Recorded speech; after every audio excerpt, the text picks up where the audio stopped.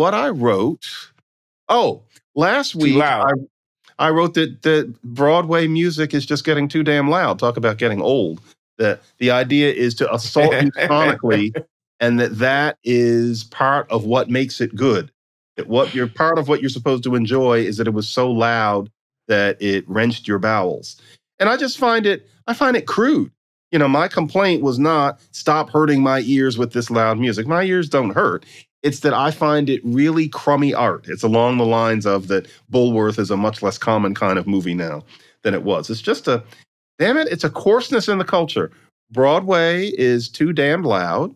And you go to the movies and all you get is, Iron Man. And you have an intellectual and artistic culture that pretend not to understand ambiguity and wit and indirection. We're living in a very crude time in many ways. You can feel me writing a column as I speak. But yeah, there's some things I don't like. But the last two have not been anti-wokeness columns because there is more to life than that. Have you seen Wakanda Forever? Not yet.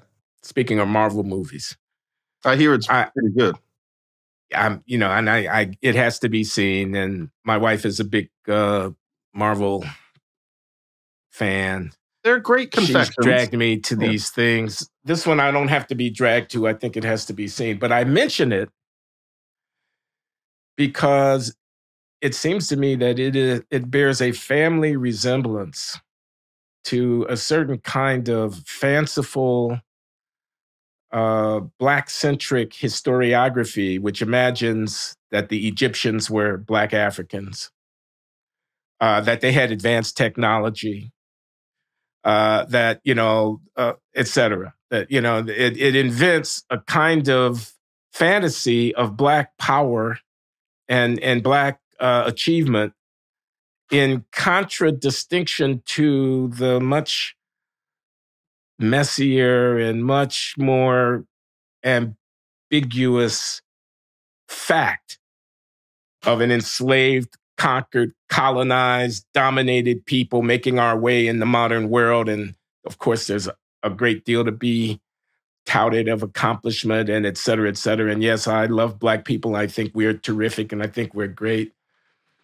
But is it not a fanciful piece of fiction to imagine an all-powerful Black civilization that was well more advanced in its scientific knowledge than the European heathens and so forth and so on? I almost hesitate to say it. And does that phenomenon, which Wilson Moses in this wonderful book, Afrotopia, characterizes, he traces the intellectual history of various kinds of imagined Black achievements in the past and so on, well back into the 18th century, and says it's a literary type. It's a genre of a sort. Are we not seeing a latter-day version of that in the instance of the Kingdom of Wakanda and that whole fantasy?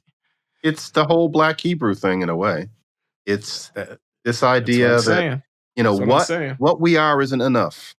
There has to be this fantasy about the past. It has to be we came from kings, as opposed to what are you now and what are you going to pass on to your kids? Maybe what was your dad, but not we came from kings. And, we came from kings who beat them at their own game.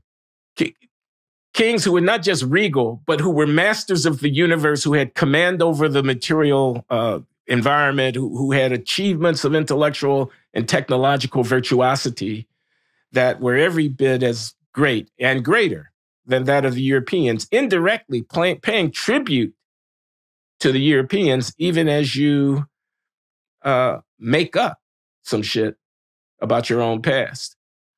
And what we came from, it's a fascinating development because where it really all begins is pre-literate civilizations, but pre-literate civilizations that were every bit as barbaric as European ones in terms of our modern sense of what's right, including that yours and my ancestors were almost certainly sold into slavery by other Black people on the coast of West Africa, not way up in Egypt, who knew full well what they were doing and did not see all Africans as the same thing, the way we unfortunately tend to be encouraged to by thinking of Egypt as the same thing as Senegal and Ghana and Angola.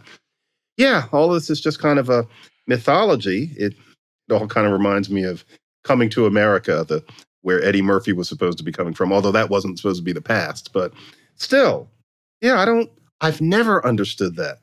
Where we came from, and it has to be this fantasy mythology. I guess it's relatively harmless, but to me, where I came from, I'm never terribly interested in much further back than roughly the 1890s. The people who were very old when I was a kid, and I admired them with their, blue collar achievement, which is, what was allowed to them in their life. I had a great aunt who at 92 was at the North Philadelphia train station. You had to go up a lot of steps. She ran up those 2 steep flights of steps to get a train like she was 35. I've never seen somebody in their 90s move so fast. And she was sharp in that way. I have a photograph of her, and I always think, Auntie, I ran up those steps in her 90s. And it wasn't really to show off either. And it struck me as symbolic. Like, this is somebody who has lived. And the last thing she was thinking about was some African kingdom. She was thinking about North Philadelphia, where she had lived her life. And to me, that's enough. I've never understood the rest. And I guess that makes me kind of limited. But I'm living now. Wonderful. Excuse me for interrupting. I'm just going to remark the first thing of Orlando Patterson's that I ever read. It was an essay that he published in the 70s in the Public Interest called "The Orlando Patterson, the Great Sociologist, Harvard Sociologist, and Afro-Jamaican American." An essay called "Towards a Future That Has No Past," in which he identified this problem that confronts African Americans or Afro-descended people in the diaspora more broadly, which is that the Holocaust of slavery, that break, where people are kidnapped and they're carted away and they're then blended in with all these different cultures and languages and customs and whatnot. And Patterson goes on years later to publish his great treatise, Slavery and Social Death. And one of the defining features of slavery for Patterson was natal alienation, what he called natal alienation. And this had to do with the breaking of bonds across generations within family lines, because the master intercedes with his property claim into the intimate domesticity of the life of the slave. And it's more general than that. It's losing your language. It's losing the tales of oral history that tell you in a way who you are. And you have to figure out again who you are. That was the challenge that he identifies in this essay for all of us. We have to somehow develop an understanding of who we are for now and into the future that is not rooted in the same deep way as it would have been had not the crime of slavery interceded. And I think that's a part of what's going on here. I mean, I hesitate to say this, but it's true. We Black Americans are by far the wealthiest and most powerful and most secure large population of African descent on the planet. We have inherited, as a consequence of the kidnapping of our ancestors, a pretty good hand to play in life relative to the descendants of Africa viewed in broad perspective. We're Americans. We're not Africans. English is our native tongue. We're Westerners, not people of the third world. I think we're still struggling, many of us, to come to terms with that. We're Christians. Not all of us, of course, obviously not all of us, but the impact of Christianity on the culture and the emergence of African-American society is profound.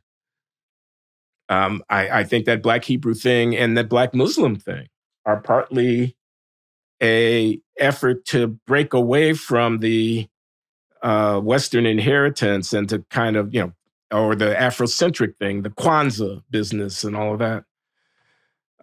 So anyway, just some idle thoughts about authenticity and the roots of African American identity and culture.